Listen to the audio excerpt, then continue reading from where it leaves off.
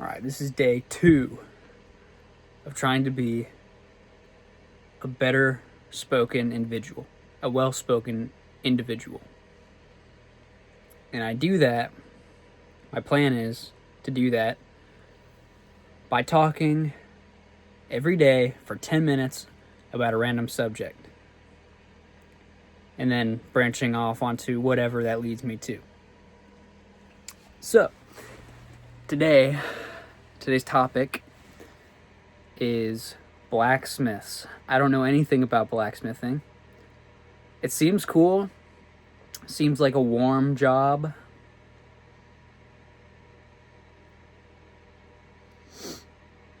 I don't know if I'd be cut out for it. I think I'd be too scared to burn myself. I feel like I might lose my hearing going ting, ting, ting, all the time. And I don't know, and blacksmithing's probably evolved quite a bit over time. I've seen a couple videos of they've got these huge machines that they do all the hammering and stuff for them. Now, I'm sure somebody's grandpa has a garage somewhere and where he still uses the hammer and the anvil. Hammer and the anvil.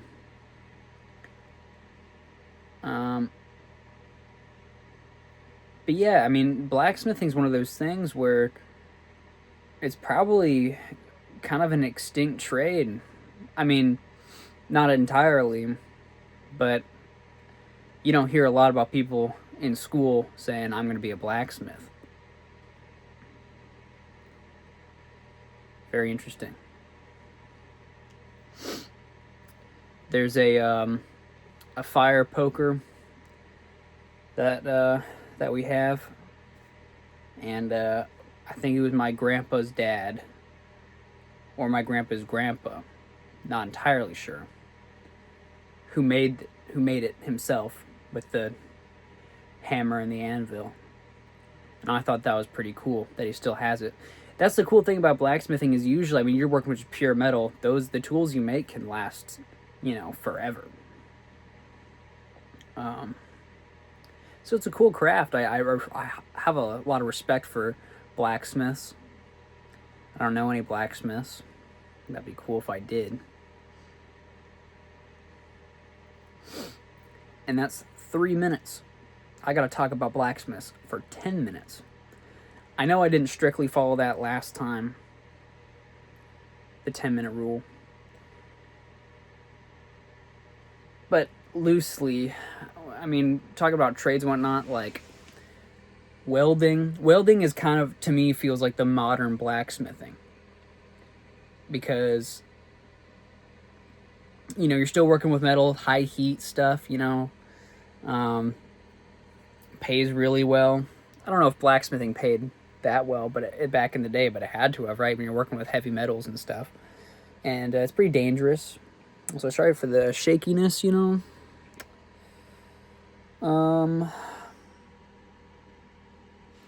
It's really shaky. I'm just freehanding this,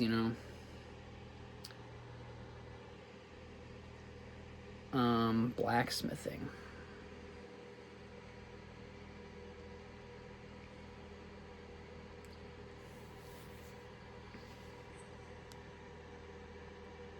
I know a lot of people who are going into welding. Not a lot, actually.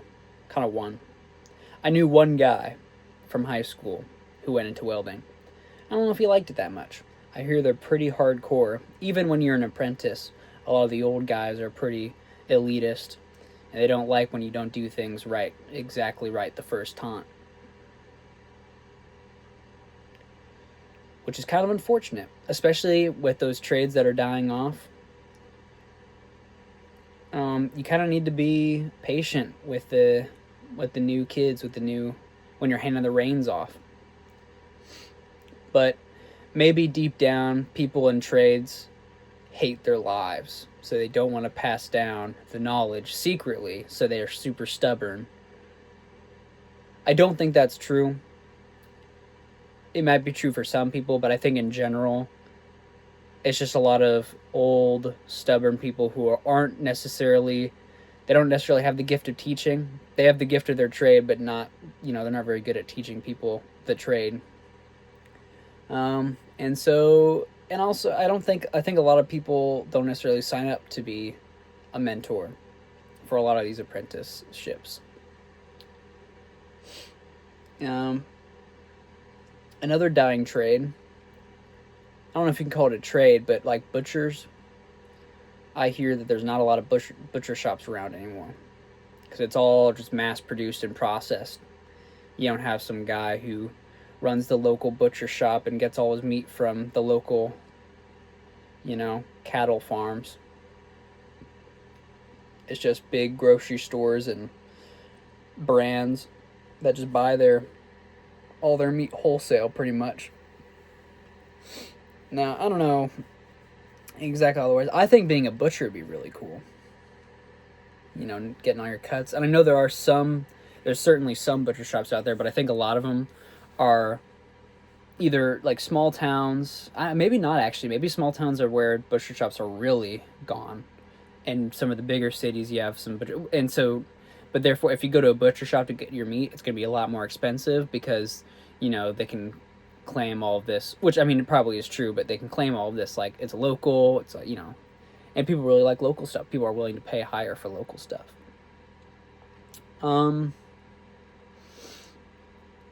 Yeah, being a butcher would be cool. Both butchers and blacksmiths, in my head at least, have aprons. Blacksmith's got a probably pretty big black apron, like thick, stop from sparks from flying and stuff, and butcher's got a big white apron that just smears with blood. Although, I'll bet there's plenty of butchers out there with black aprons. The blood doesn't just like right on them, but in the classic view of a butcher would be with, blood on the apron.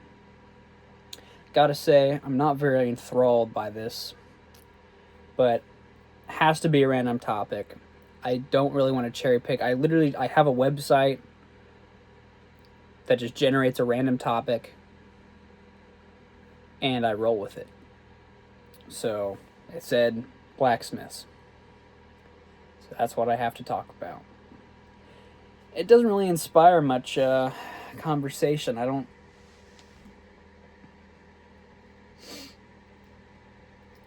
And I'm not sure if I want to talk about things that are on my mind. Like, I'm just not really feeling like I want to talk about the things on my mind right now. Not that they're bad or anything. I don't know. I'm not really feeling too chatty. I mean, I'm feeling at least a little chatty. I could have just not done this. But I like doing it. Look at this pimple right here. It's been sitting on my forehead for like a week. And I really just, you want to leave it alone. It'll go away by itself. If you pop it, you end up getting even more acne. So I just gotta, it's kind of nice. The camera makes it look like I have less acne than I do. Or maybe this is just normal. I mean,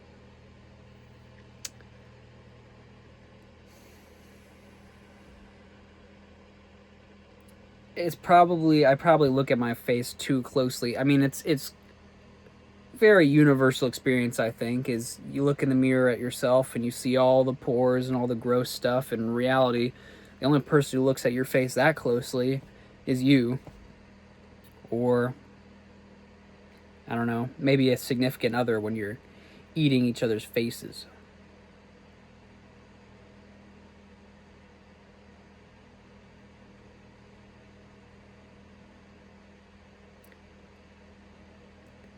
Do you think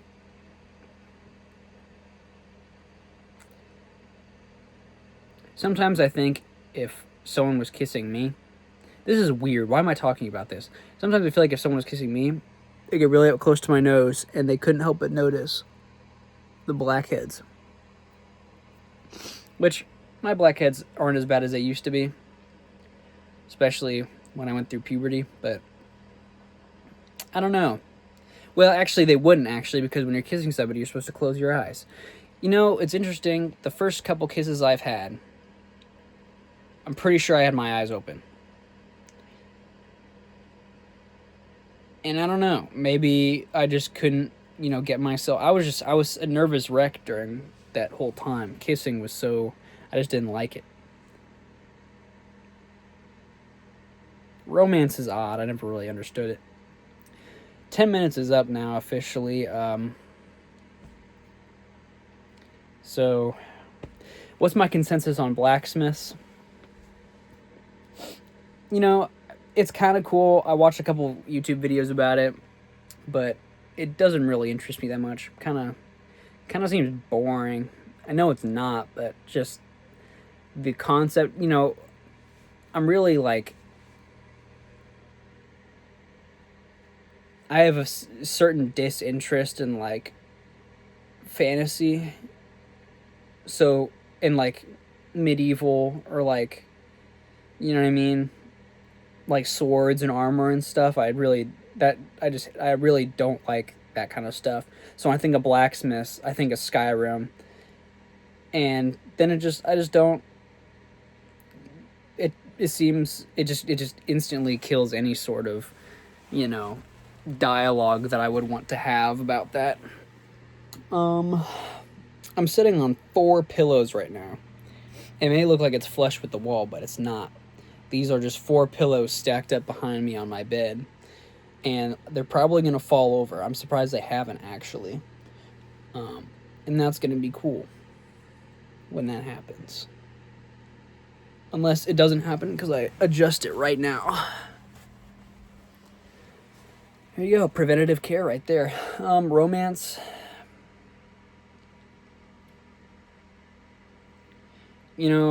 The only time that I was ever really head over heels for somebody, it was unrequited. Is that how you pronounce that? Unrequited? Unrequited. I think it's unrequited. But it was unreciprocated. It was not reciprocated. It kind of was, but it kind of wasn't.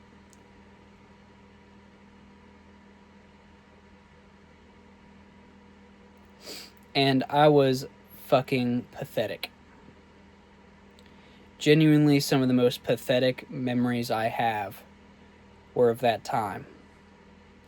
And I gotta say, I think it was healthy because I learned to be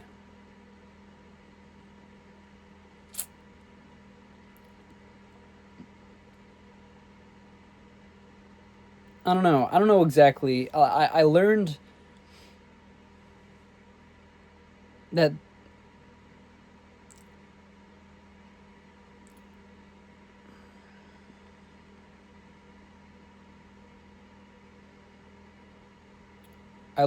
sometimes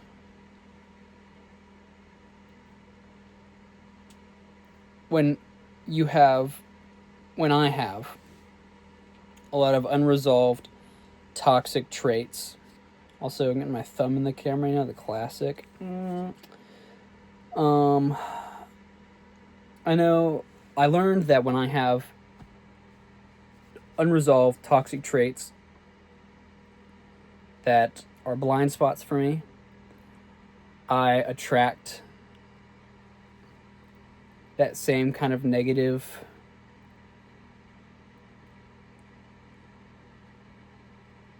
maybe. In college specifically, I tried to be a blank slate because I didn't know who I was, and I was really trying to find myself. And now this is me speculating, I don't know for sure, but I think at the time, this other person was looking for an opportunity, and I was that opportunity, and they took advantage of that. And I don't blame them. I mostly blame myself for falling for that kind of thing. But also, I don't feel any sort of... The thing is I do believe there was a genuine connection, right?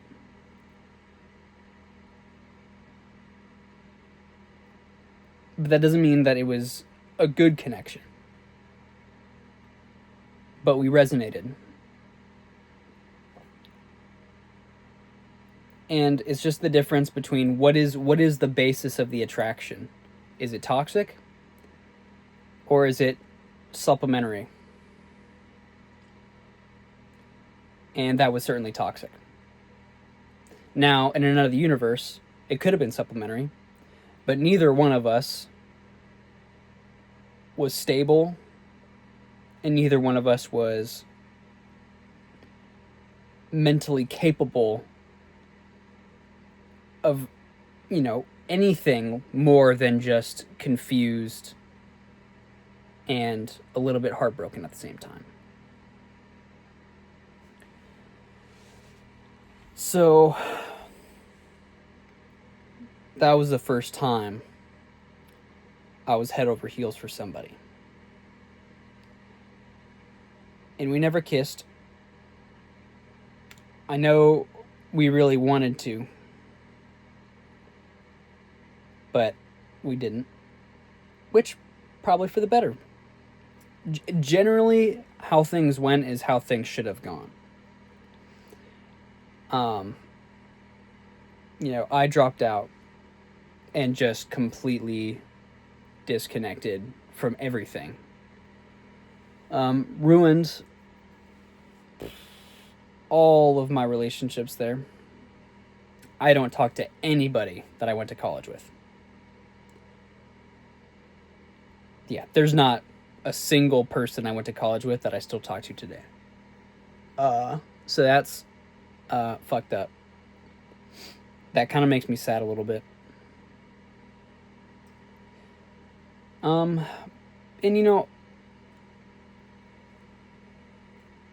sometimes it's embarrassing that I still talk about it because it's been 3 years now, actually, almost exactly 3 years. Maybe that's why it's on my mind. But that was November-ish of 2022. November, December. And wow, actually, wow. And that was kind of the start. Love can really fuck you up. Or what you perceive as love. And I think it was love. But love can fuck you up. And love fucked me up. And part of me, I think, is probably a little bit afraid to love like that. But also, I'm eager. That's the thing, is that situation kind of fell into my lap. I didn't really have to try much at all. We just connected, that well. And maybe that is just because it was almost predatory on their part. But when I say predatory, I don't even necessarily mean that they intended it that way. I think that was just, both of us were searching for something, an itch to scratch. And it worked for a bit, but it was unsustainable. I was too stuck up to realize that it was unsustainable, so I became just estranged, depressed, all sorts of messed up. And so I disengaged. And then I went into just a full self-pity, pathetic, self-induced depression. And it's really messed up because I remember when I was, throughout my life, I have been kind of disconnected with myself. But I always wanted to be perceived one way. And I actually thought that it'd be kind of cool to be depressed. I thought depression was kind of cool. I thought it'd be cool, the quiet kid who's depressed as well. Nobody knows.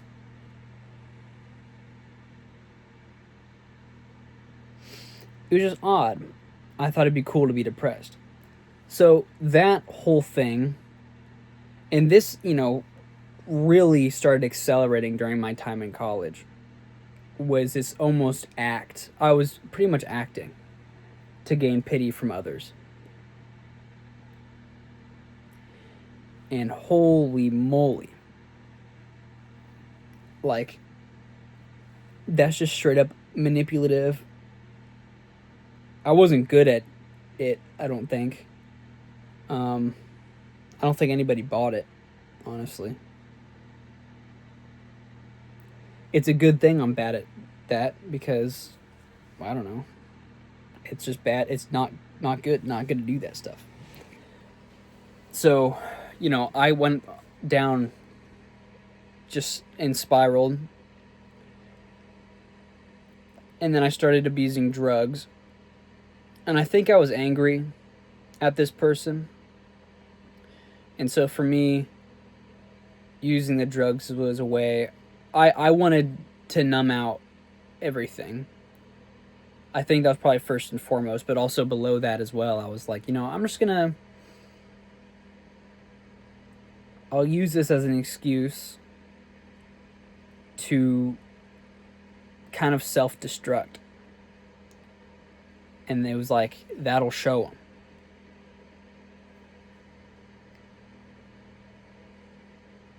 And then, after, it's been 3 years since I was taking like edibles, like Delta 8 stuff in college, and I was drinking in college. But, so yeah, it's been 3 years now of drug use. Well, and actually, I've drank and I've smoked weed. But other things I've been sober from for a while. Maybe a month. And I'm not entirely sober. However, I'm doing better. I'm in a better mental space. And I'm trying to work through stuff. But at the time, I started using drugs really heavily, and then I got addicted to some stuff. Well, I started using like dissociatives and psychedelics. And I started using like downers, GABAergics in particular, like Lyrica, and a little known drug called Phenibut, which is still my drug of choice. I don't really like talking about it, but it's good to talk about it. So let's talk about it. I started using that stuff, and it started out small. It always does, but I made the mistake. And this isn't the only reason I got addicted to it. It's just, there's a lot of reasons. Particularly the fact that I felt I'm pretty introverted, low energy kind of person. And Phenibut really made me feel like God. Like it made me feel really good. And I started using it at work. And then work started getting harder when I wasn't using it. And I started using it for the wrong reasons. And started supplementing it when, like, supplementing emotions, supplementing coping mechanisms. And then when I got really deep into that, I really learned what depression is. I didn't know before. All these things, like in college, when, I used to claim that was when I was at my lowest. And I told people that I was, close to ending it. I really wasn't, though. The whole thing in college, I I could have just pulled myself up and just sucked it up and just been an adult.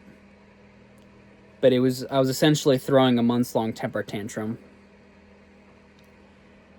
And temper tantrums lead to bad decisions, emotional reactions. And for me, my emotional reaction was to make myself get addicted to drugs because I wanted to, I don't know, prove a point. And then I learned my lesson. I was like, holy shit. I was not depressed. I was just throwing a fit. I was being a child. And now look where it's landed me. Now, I've actually fucked up my brain. Now, I chemically cannot be as happy as I was. Like, I physically limited my happiness. Now, luckily, it wasn't permanent. I'm doing a lot better now. I'm a little more stable now. But I really, I fucked myself up. Really bad. And so that went on for 2.5 years. I grew my own mushrooms. I tried to find anything that I could get my hands on and just get high on it. I just wanted to be high all the time. There was a point where I wrote in my notes, I wrote in my journal, if I found enough drugs, I could use each one once per week and be high all the time and never gain a tolerance to one. And I could just keep cycling through. And I've heard several people who said they had that same sentiment when they really got into, drug addiction. And it's been a wild ride, man. I started, when I got my own apartment, well, my grandma died the same month I was moving into my first apartment alone. Oh my gosh, that was bad. I remember some, serious trips.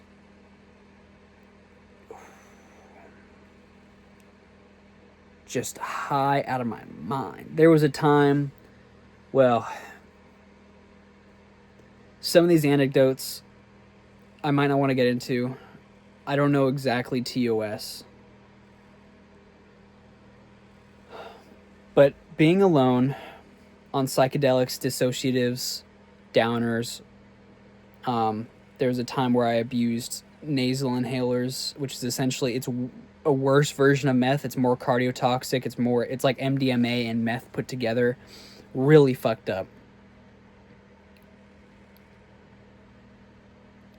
And after I had used the nasal inhalers, I had my first panic attack.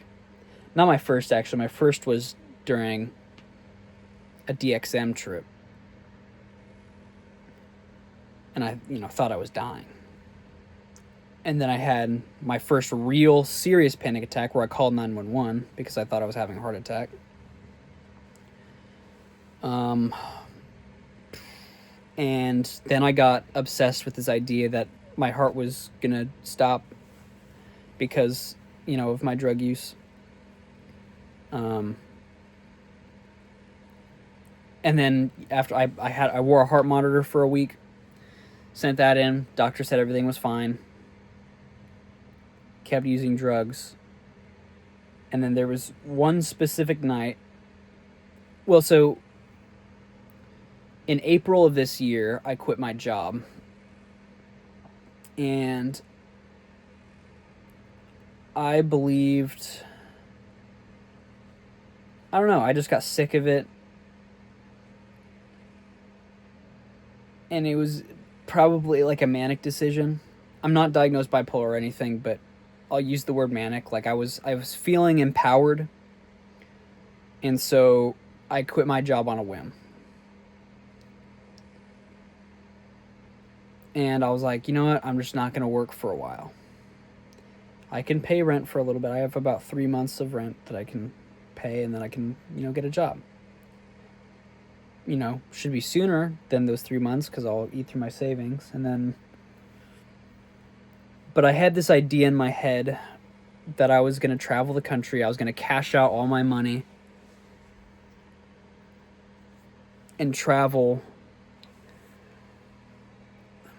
I don't know, just do random things. Just travel, cash in my pocket, hitchhike, go on this grand adventure. And I definitely didn't do that. I sat in my house, in my apartment for 3 months alone, playing video games every day. Sometimes applying for jobs, but every time I could have easily gotten a job. Easily. I had several things, actually, where it was like, hey, you did the interview. Like, you're all lined up. Now you just need to do the next step. Like, we're going to start the onboarding process. And I just didn't do it. I ignored calls. And in my mind, and I don't even know what I believe now about this in particular, but in my mind I thought, well, if my gut doesn't feel like I should get a job, like there's a reason, like this mental roadblock, well, there's a reason I'm ignoring these calls, and there's a reason I'm doing, like, this is the right thing to do. And so I came up with some garbage about, I'm not going to earn a wage as long as my taxes are going to genocide in the Middle East. And while I think I still believe that it's bullshit and horrible that my taxes go to genocide in the Middle East and dropping bombs on children and gunning down civilians and whatnot.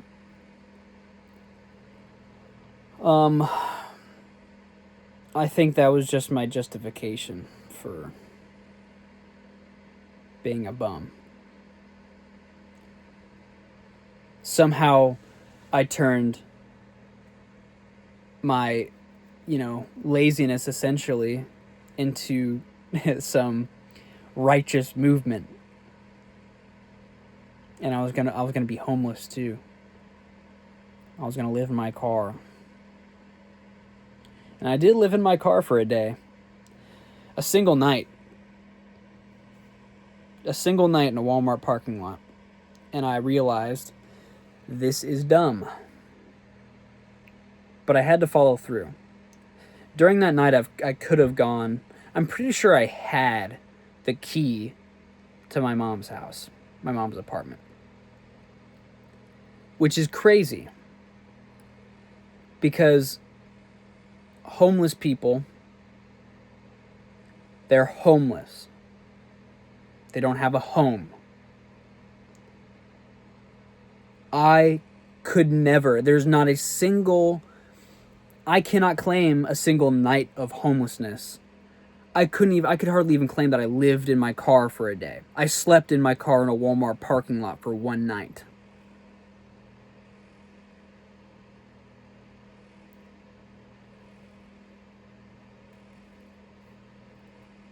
But I had a home. I had a key to my mom's place. Do you get why? Like, it's funny, the word cultural appropriation. I was like literally appropriating the less advantaged. I realized, like, what am I doing here? I have family to fall back on.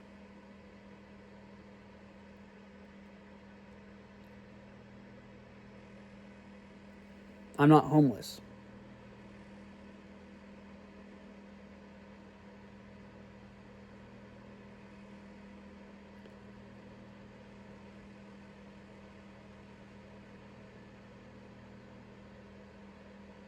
So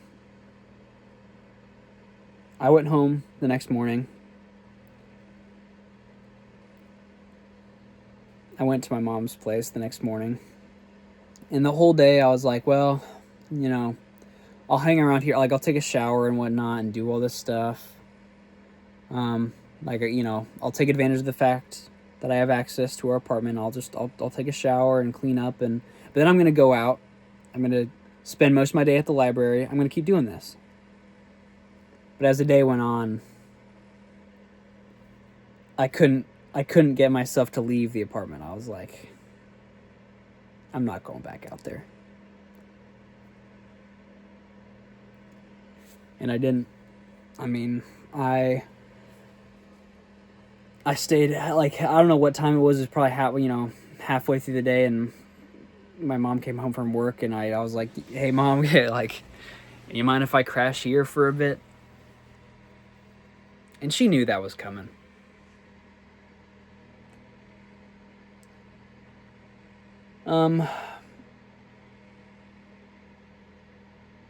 But what led to that as well, I mean, the last few months in my apartment, I was playing video games all day and still getting high.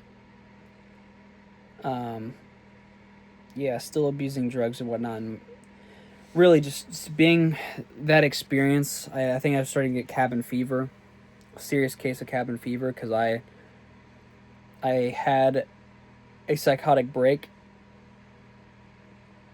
There was a specific tipping point. It's a very unique feeling. But I was sitting, playing video games. I started streaming whatever game I was playing. And it was kind of fun, actually. I liked streaming, talking to nobody. But I was really high. And I would have my stream open on my phone, and so it'd say there was one viewer. I was like, I wonder who that one viewer is. I wonder if it's anyone I know. But it was just me. There's a couple times I'd go up to 2, so I knew someone was watching, but I don't ever really know for sure. But there was a certain point where I heard like a helicopter overhead or something, and just something switched in my brain. I was like, what if there's one person watching? Like, they can probably fucking, like, I don't have any, like, a VPN on or anything. I have no, like, defense. Like, my Xbox is plugged in directly to my router. They probably know exactly where the fuck, like, whoever this person is that's watching, they might know exactly where I am. And, like, I heard, like, a car driving outside. And I heard, the walls in my apartment were paper thin, so I could hear, banging around on the steps and stuff. I was like, and actually, I think it was just dead silent even. But in my head, I imagined, I was like, what if there's just like if they wanted to, like, there could be like a line of SWAT members outside my door just ready to bust it in at any moment. And I really, at that time, like, I got up, I'm pretty sure I went to my door and, like, looked through the peephole, and, like,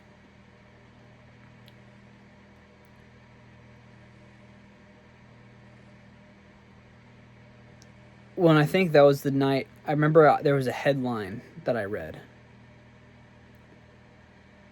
Something about, like, India and Pakistan, I think, were exchanging blows or something. Like missile strikes. And I read that right before I got high, and right after I took an edible or something and started streaming. And then ever since that point, I started believing, like, I would have intrusive thoughts like my upstairs neighbor is like a terrorist hired by the CIA to bomb my apartment building and assassinate me because I posted anti-government rhetoric on social media. And the guy below me was a Hispanic guy with a big old dog who would bark all the time. And I thought, that guy is also someone hired by the government to spy on me and to be a scout, because almost every time I'd leave the house, I'd see him there. Except it wasn't every time I left the house, but I noticed it specifically, and I was like, he's watching me. And I noticed a pattern because when I got obsessed with my heart and thinking that my heart was going to explode or something, and when I started thinking that I was going to get bombed, both of those involve sudden death. I was terrified that I was going to die in my sleep. My heart was going to just stop and I just wouldn't even see it coming. You know, a bomb would drop on my head, a bomb would detonate, and I just wouldn't even know. It'd just be it. And I think some people, it's interesting because people would rather that death than to die a slow, torturous, agonizing death. But for whatever reason, and I think it might be my ego, but I'd rather see my death coming and have time to like be okay, like this is my time.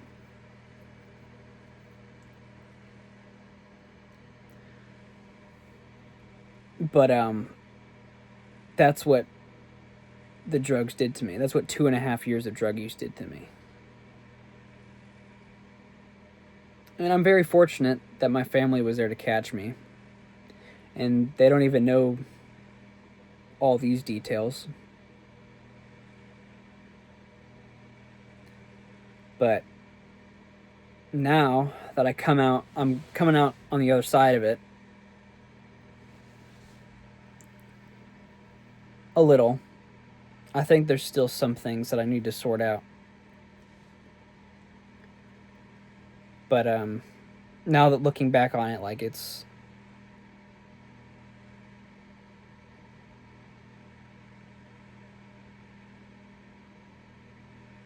scary stuff. The human mind, if you don't treat it right, it'll turn on you.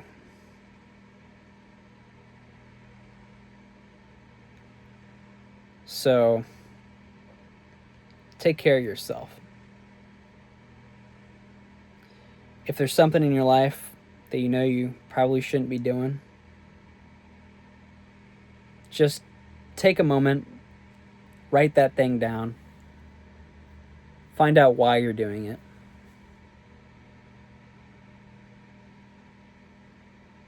Find out what you're supplementing. What are you compensating for? And the thing about vices,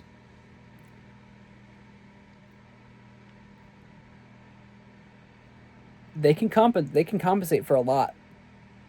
Not good, but there can be a lot of shit, and vices are like a very fragile band-aid that you can slap on all those issues. And you don't feel them. But the band-aid only lasts like 12 hours. Or 30 seconds. It's a non-permanent solution.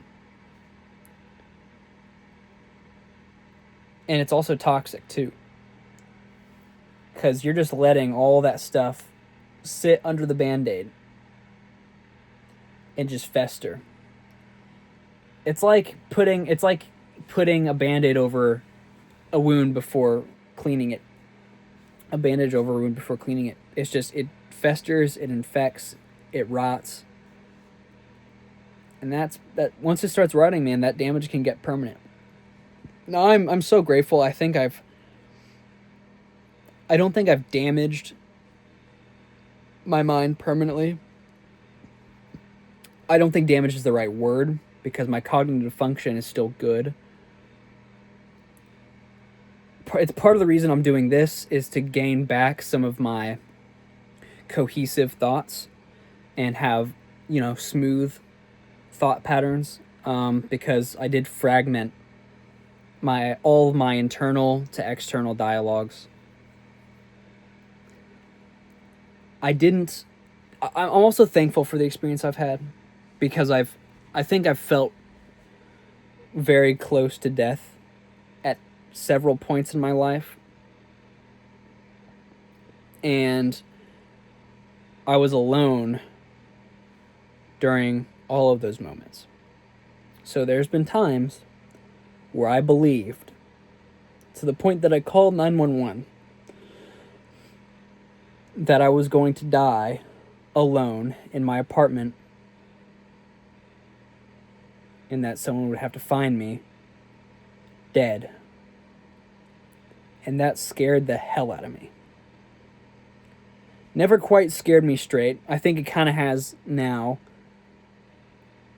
But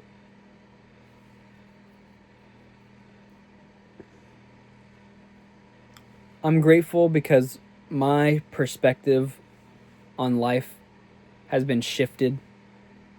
And I think I've learned lessons that are very valuable and close to my heart. That not everybody... Excuse me. Not everybody's learned those lessons. Not everybody... And I don't think... And some people don't need to learn them, I guess.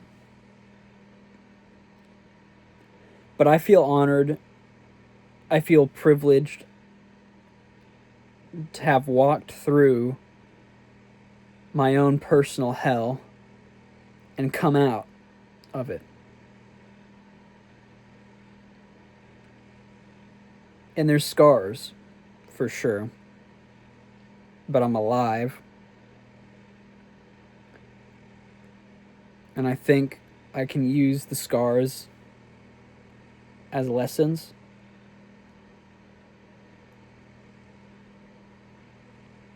And reminders that my life is a gift. Life is a gift. And I believe that. I didn't always believe that. There were days where I'd flip-flop between thinking life is a curse. I didn't ask to be here. I did not ask to be here. And yet I'm here. But then I'd have mornings where I wake up, I watch the sun rise, I feel the breeze on my skin, the sun on my skin, the green grass between my toes, and I think, this is a gift.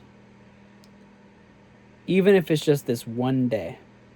If I was born and this one day was all that I experienced, it would still be a gift. And I've lived a lot of days now. So I should be insanely grateful that I've lived even half of those days. Even a quarter. And I should be so grateful that I can even think about the next 10 years of my life, 20 years of my life, 30 years of my life. I can think about growing old.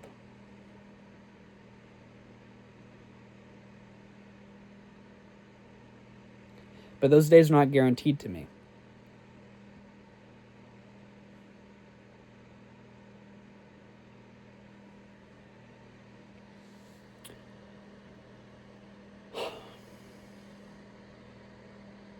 Life is a dream.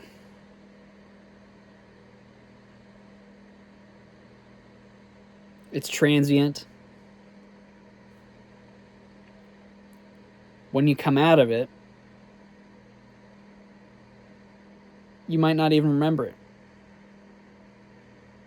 You probably won't remember it. Somebody will.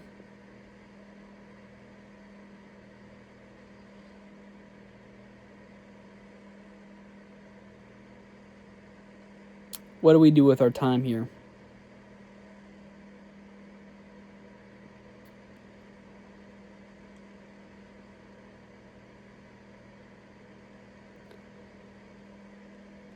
That's not a question I have an answer to. That's a hard question. I think it's been pondered a lot. That's an understatement. That's probably the number one philosopher's topic. I mean, isn't that what philosophers try to figure out? What do we do with our time here? You know, do we have a purpose? Does somebody have a purpose for me? I don't know. So, after 50 minutes,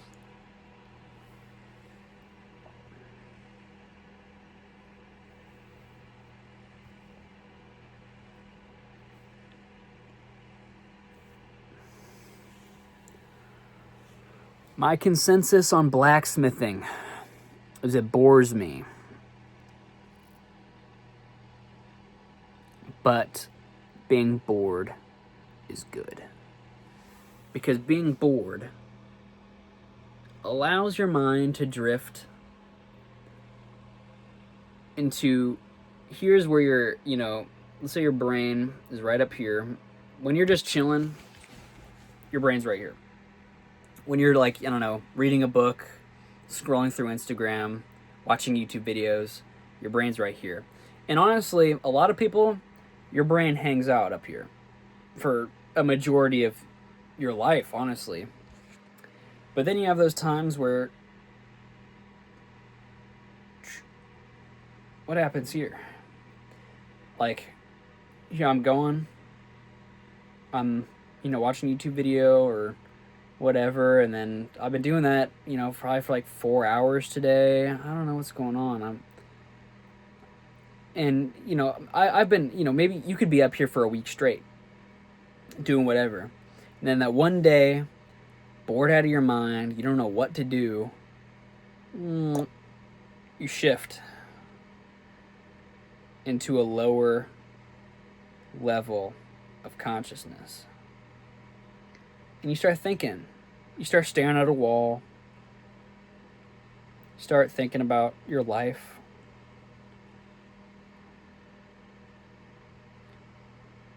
And the interesting thing about this level here is, right about here is where, like, you're kind of between dreaming, like between sleep and wakefulness. This is like meditation right here. Meditation's like here. Border between sleep is here. And here you're sleeping. Deep sleep. Like REM, probably light sleep. Somewhere in here. Spending time in this level here is really good. You can access things because you're in the middle stage between, you're not consuming here, you're not on the surface level. You're just a little bit lower. You could be even right here and it's good, right? Because you're accessing a different pool of knowledge that's, that sits here. And, this is like on a similar principle, I think in like Jungian psychology. That's Jung, Jungian psychology. Is Carl Jung believed that humans were all born with a basic set of like instructions. Like a basic sense of certain things. Like humans just kind of know how to walk. You don't really have to teach a human how to walk. Like eventually they'll just do it. Humans will eventually learn how to use their voice. Humans know how to use their mouth, just intuitively. He also argues that there's knowledge within you. There's also the same kind of intuitive knowledge that resides in your subconscious that everyone has. And as a kid, and I'm branching off from Jung. I'm not really referencing any sort of material. This is just what I believe. As a kid, you're really creative.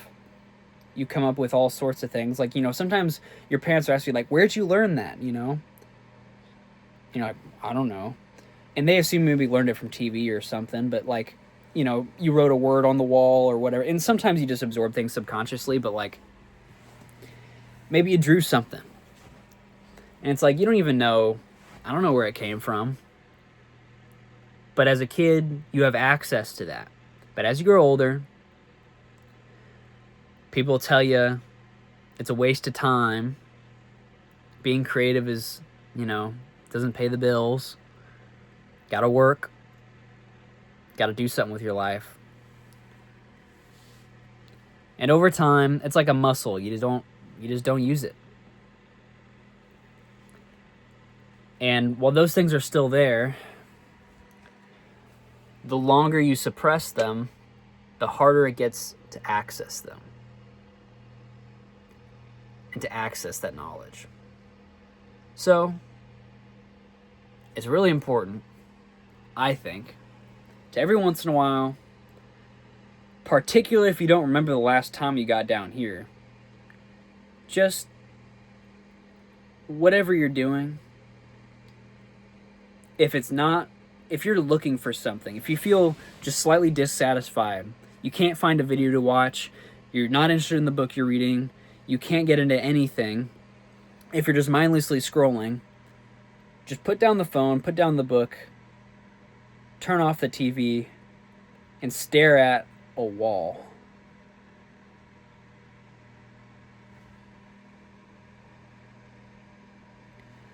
The wall might start teaching you some stuff.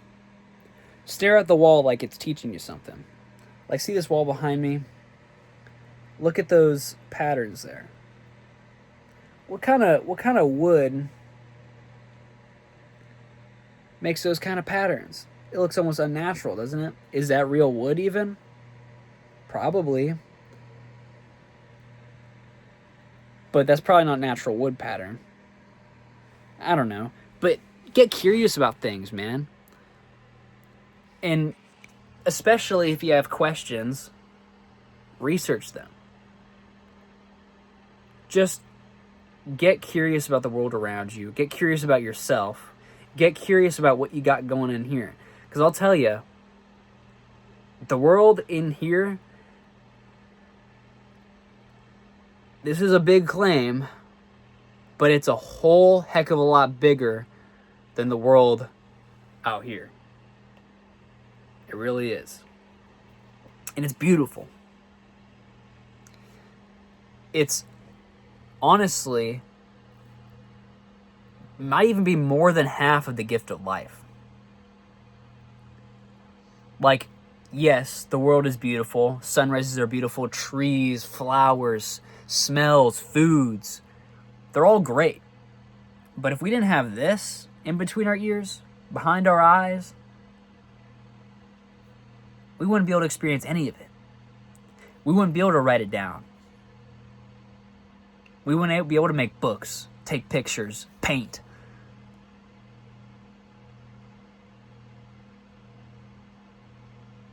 So, be grateful that you can be bored.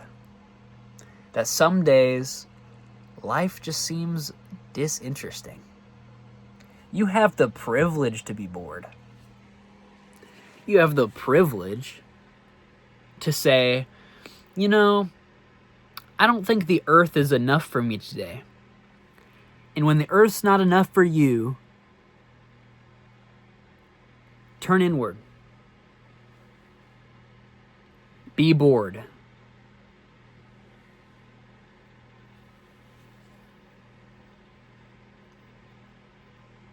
I promise there is a lot more to discover in here than there is out there.